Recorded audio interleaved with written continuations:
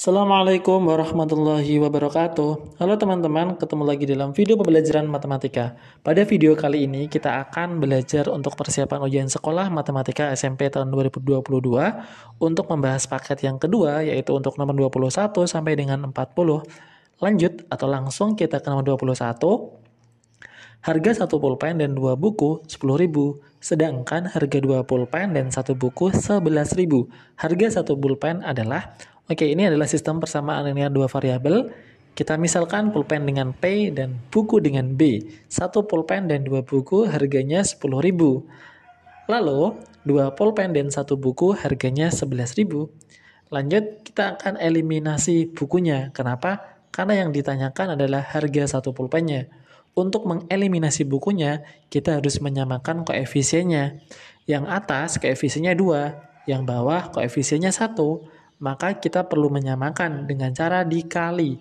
Yang atas kita kali 1 agar tetap 2, yang bawah kita kali 2 agar nanti koefisiennya jadi 2. Lanjut ya, kita kalikan. 1P dikali 1 hasilnya 1P. 2B dikali 1 tetap ya, karena dikali 1. Lanjut yang bawah, 2P dikali 2 jadinya 4P. 1B dikali 2 jadinya 2B. 11.000 dikali 2 jadinya 22.000. Selesai. Lanjut, kita kurangkan. 1P dikurangi 4P yaitu 3P atau negatif 3P. 2B dikurangi 2B habis. 10.000 dikurangi 22.000 hasilnya negatif 12.000. Maka P-nya adalah negatif 12.000 dibagi negatif 3. Ingat, negatif bagi negatif hasilnya positif ya. P sama dengan 4.000. Maka harga pulpennya adalah 4.000. Jadi jawabannya yang D. Lanjut ke nomor 22. Di antara pasangan bilangan berikut yang merupakan triple Pythagoras adalah triple Pythagoras atau bilangan triple Pythagoras itu bilangan yang memenuhi persamaan ini. A pangkat 2 ditambah B pangkat 2 sama dengan C pangkat 2, di mana C merupakan bilangan yang paling besar di antara ketiga bilangan tersebut. Oke, kita cek yang A, kita punya 5, 12, dan 13. Apakah benar 5 pangkat 2 sama dengan 12 ditambah 12 pangkat 2 sama dengan 13 pangkat 2? Kita cek 5 pangkat 2, 25, 12 pangkat 2, 144, 13 pangkat 2, 169. 25 ditambah 144 yaitu 169. Ternyata jumlahnya sama. Maka yang nomor 1 ini merupakan triple Pythagoras. Lanjut ke nomor 2. Apakah triple Pythagoras atau bukan? Kita punya 6, 8, dan 11. Berarti 6 pangkat 2 ditambah 88 pangkat 2. Apakah sama hasilnya dengan 11 pangkat 2? Lanjut, 6 pangkat 2 berarti 36. 8 pangkat 2, 64. 11 pangkat 2, 121. 36 tambah 64 itu 100. Apakah 100 itu benar sama dengan 121? Berarti salah, tidak memenuhi syarat. Yang nomor 2 ini bukan triple Pythagoras. Lanjut yang nomor 3, kita punya 7, 24, dan 25. Mari kita cek. Berarti 7 pangkat 2 ditambah 24 pangkat 2, apakah sama dengan 25 pangkat 2? 7 pangkat 2, 49. 24 pangkat 2, 576.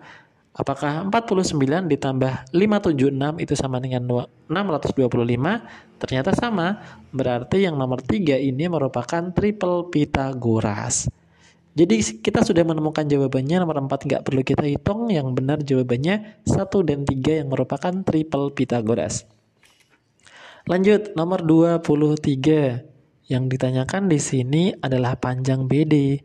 Perhatikan, BD itu ada di segitiga BCD.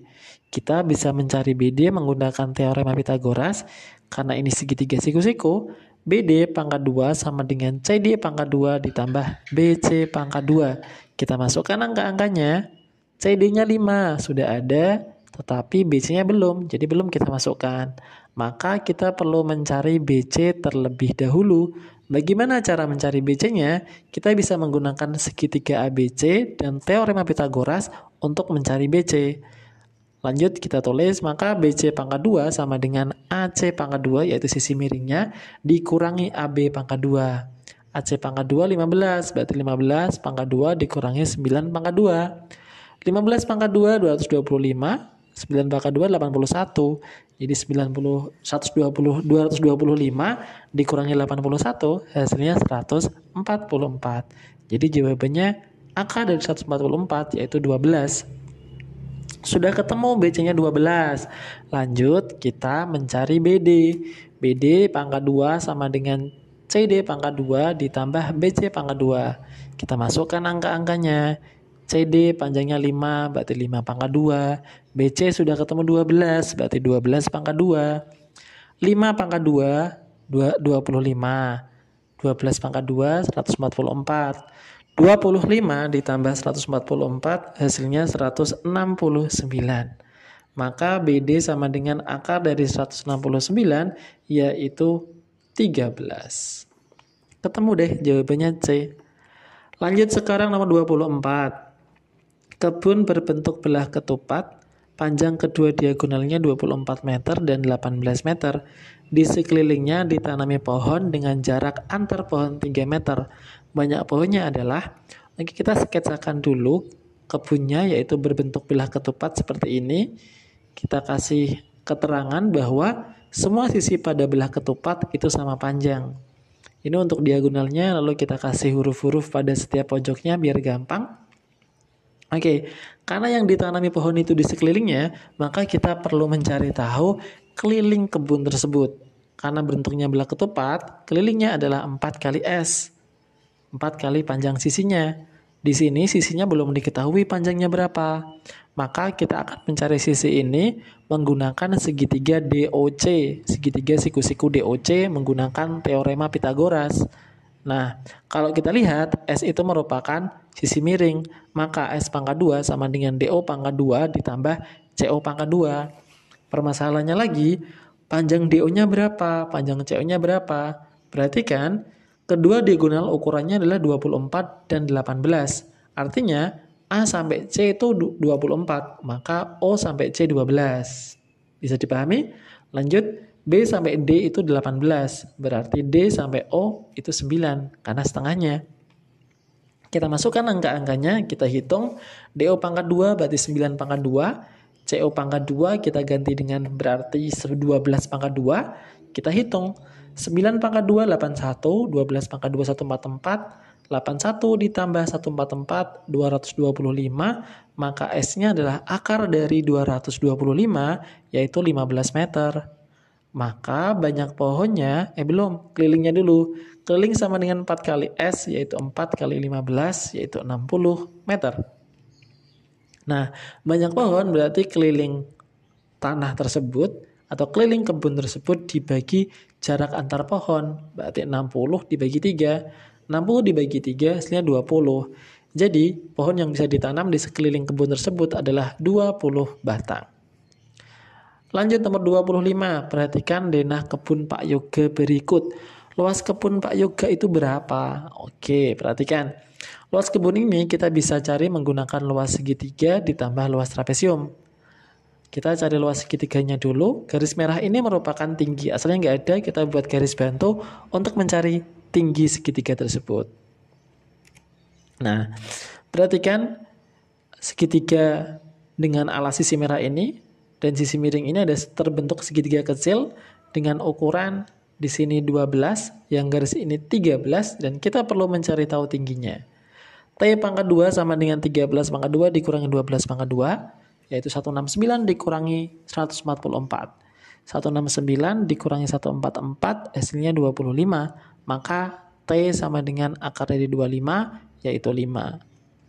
Sudah ketemu tingginya 5 meter. Sekarang kita cari luas segitiganya. Setengah kali alas kali tinggi, berarti alasnya 24. Tingginya 5. Sederhanakan dulu. 2 sama 24, masing-masing kita bagi 2. 24 bagi 2, 12. 22 bagi 2 dapatnya 1.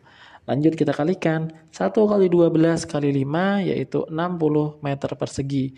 Jadi luas tanah yang bentuknya segitiga itu sudah ketemu 60 meter persegi. Lanjut sekarang mencari luas trapesium. Rumusnya adalah 1/2 dikalikan A ditambah B dikali T. Apa sih A dan B-nya? A dan B itu sisi yang sejajar. Yang A misal ada garisnya ini itu 13 karena ada ukurannya. Lanjut yang B itu ini.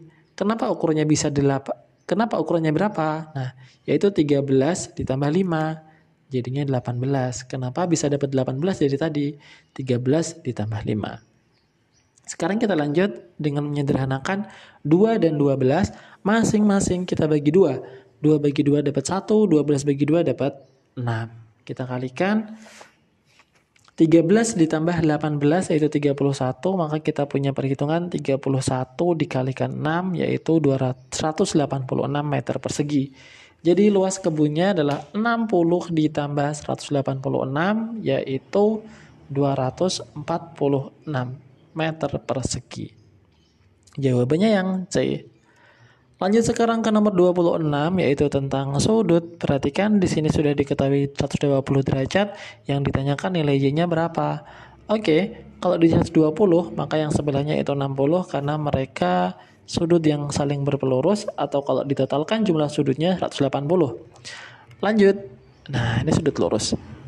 Maka kita bisa perlu dari sini bahwa 2Y itu sama dengan 60. Kenapa bisa sama? Karena mereka sudut yang bertolak belakang. Lanjut, berarti Y sama dengan 60 dibagi 2, yaitu 60 bagi 2 yaitu 30.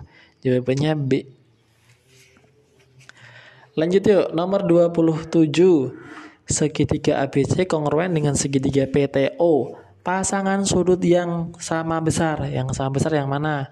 Yang jelas itu adalah sudut A itu sama dengan sudut P. Kenapa? Karena dia diapit oleh dua garis yang ukurannya sama.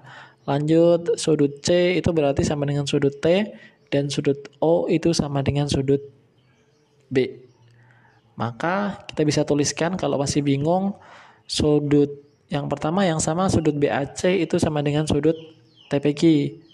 Berikutnya sudut ACB itu sama dengan sudut PTQ. Di sini belum ada. Lanjut, sudut ABC yang warna hijau itu sama dengan sudut TOP atau POT. Jadi sudah jelas jawabannya adalah C. Lanjut 28. Trapesium ABCD sebangun dengan trapesium CDEF. Panjang AB-nya berapa?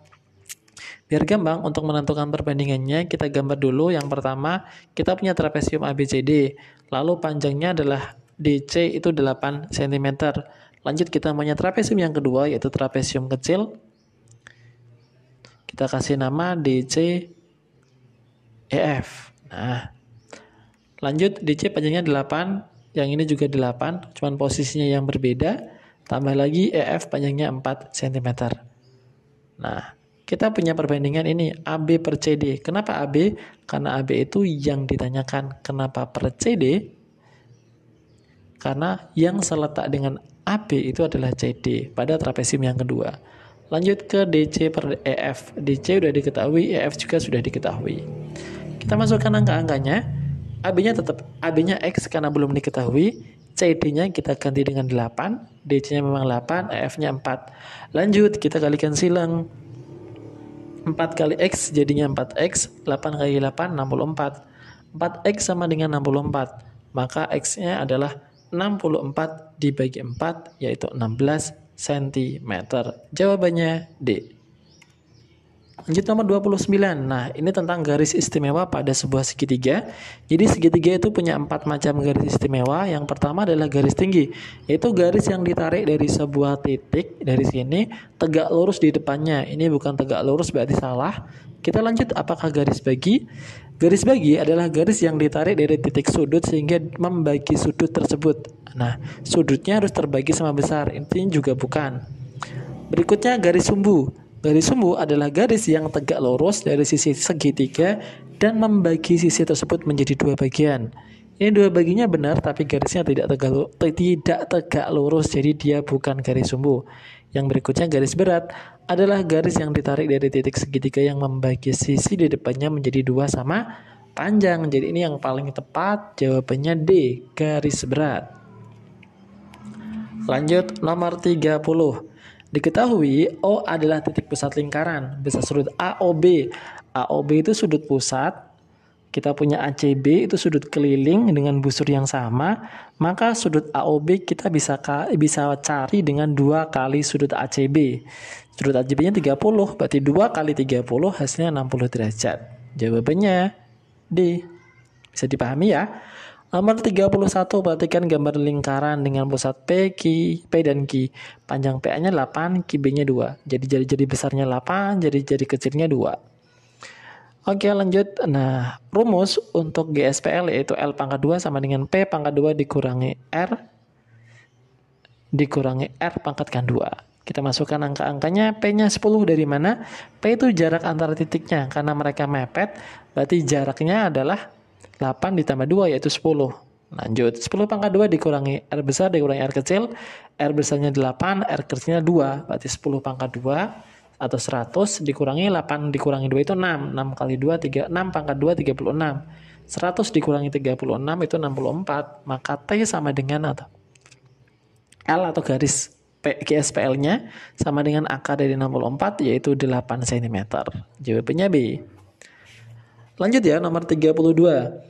Perhatikan gambar berikut. Garis AB merupakan apa? Kita bahas yang A. Jari-jari itu yang mana sih? Jari-jari itu OB sama OC itu jari-jari. Garis pelukisnya. Garis pelukis berarti AB yang miring ini. AB atau AC. Ini AB atau AC ya. Jadi yang benar jawabannya adalah B. Lanjut, sekarang nomor 33. Di antara rangkaian persegi di atas yang merupakan jaring-jaring kubus adalah, perhatikan yang pertama ini kubus, yang kedua bukan, yang ketiga juga bukan, yang kubus adalah yang keempat, jadi jawabannya 1 dan 4. Nah, ini yang kategori gampang. Nomor 34. Perhatikan gambar bandul yang dibentuk oleh kerucut dan belah-belah berikut. Luas permukaan bandul adalah, oke, kita cari luas selimut kerucutnya dulu. Karena dia bergabung dengan bola, luas selimut kerucut PRS, P kali R kali S, kita masukkan 3,14 kali jari-jarinya 30, berarti R-nya 15. S-nya garis pelukisnya 39, jadi kita kalikan 3,14 kali 15 kali 39. Hasilnya 1836,9 cm persegi. Lanjut yang luas setengah bola. Rumus luas bola itu kan 4 kali Pi kali R pangkat 2. Karena bolanya cuma setengah, berarti rumusnya 1/2 kali 4 kali Pi kali R pangkat 2. Kita masukkan angka-angkanya, setengah kali 4 kali Pi kali R, yaitu 15 kali 15. Lanjut, 2 dan 4 kita sederhanakan, masing-masing kita bagi 2. 4 bagi 2 dapat 2, 2 bagi 2 dapat 1. Kita kalikan 2 kali 3,14 kali 15 kali 15, dapatnya 1413 cm persegi. Jadi luas totalnya adalah 1836,9 ditambah 1413. Hasilnya 3249,9 yaitu A. Oke, lanjut sekarang kita nomor 35. Sebuah kaleng berbentuk tabung berdiameter 28 cm dan tinggi 60 cm penuh berisi minyak. Minyak tersebut akan dituangkan ke dalam kaleng-kaleng kecil yang berdiameter 14 dan tinggi 20. Banyak kaleng kecil yang diperlukan untuk menampung seluruh minyak tersebut adalah, oke, mari kita bahas. Berarti ini rumusnya tentang volume. Maka banyak kaleng kecil itu sama dengan volume kaleng besar dibagi volume kaleng kecil. Rumusnya sama PR kuadrat T karena bentuknya sama-sama tabung. Lanjut, P-nya kita bisa sederhanakan dan kita punya R pangkat 2 kali T yang besar berarti jari-jarinya 14, yang kecil jari-jarinya 7. Lanjut kita sederhanakan, 14 sama 7-nya kita coret. Masing-masing kita bagi 2. Masing-masing kita bagi 7. 14 bagi 7 dapat 2, 7 bagi 7 dapat 1. Lanjut lagi kita punya 14 sama 7, masing-masing kita bagi 7. 14 bagi 7 dapat 2, 7 bagi 7 dapat 1. Lanjut, kita punya 60 sama 20, masing-masing kita bisa bagi 20 ya. 60 bagi 20 dapat 3, 20 bagi 20 dapatnya 1. Kita kalikan 2 kali 2 4, 4 kali 3 12. Jadi 12 buah kaleng yang dibutuhkan. Nomor 36 tentang median. Median dari data pada tabel di bawah ini adalah, ingat median itu adalah nilai tengahnya. Langkah pertama untuk mencari median dalam bentuk tabel atau datanya dalam bentuk tabel, maka kita jumlah dulu frekuensinya, kita jumlahkan ketemunya 40, kesimpulannya genap. Median untuk data genap adalah median data keberapa dibagi 2, data n-nya dibagi 2, ditambah data ke n/2 ditambah 1. Karena ini 40 berarti 40 dibagi 2, ditambah data ke 40 dibagi 2 ditambah 1. 40 bagi 2 60, berarti 40 bagi 2 20. Jadi kita akan mencari data ke-20 dan data ke-21 dari tabel tersebut. Ini 4 tambah 6 10, 10 tambah 10 20. Berarti data ke-20 itu 7. Yang berikutnya data ke-21 adalah 8. Jadi 7 tambah 8 dibagi 2, 15 bagi 2 jadinya 7,5. Jawabannya yang C. Oke, lanjut 37. Nilai rata-rata tes matematika 15 siswa adalah 6,6. Bila nilai sari disertakan, maka rata-rata nilainya menjadi 6,7. Nilai sari dalam data tersebut adalah, oke, mari kita bahas. Rata-rata itu sama dengan jumlah data dibagi banyaknya data. Di soal kita punya rata-rata 6,6 dari 15 siswa. Nah, jumlah datanya berapa? Oke. Itu kondisi yang pertama. Kondisi yang kedua, ketika rata-ratanya 6,7 itu berarti jumlah data dibagi nilai sari dibagi per ditambah nilai sari dibagi 16. Oke, kita hitung jumlah datanya berarti 6,6 kali 15 yaitu 99. Lanjut, jumlah data 99 kita bisa inputkan di sini. Kita kalikan 6,7 kali 16 sama dengan 99 tambah X. 107,2 sama dengan 99 ditambah X, maka X sama dengan 107,2 dikurangi 99, yaitu 8,2. Atau kita juga bisa pakai cara cepat. Cara cepatnya itu nilai yang kita cari adalah rata-rata akhirnya, 16 itu banyak orangnya, 16 kali 6,7 dikurangi 15 kali 6,6. Hasilnya sama. 107,2 dikurangi 99, yaitu 8,2. Lanjut sekarang nomor 38.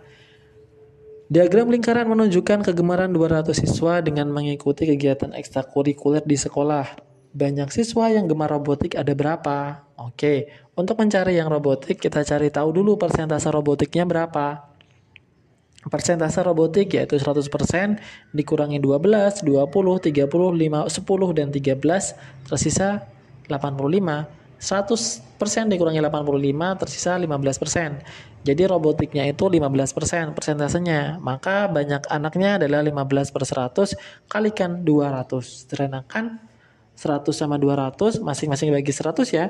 Yang 200 dapat 2, yang 100 dapat 1. Kita kalikan 15 kali 2 sama dengan 30 orang.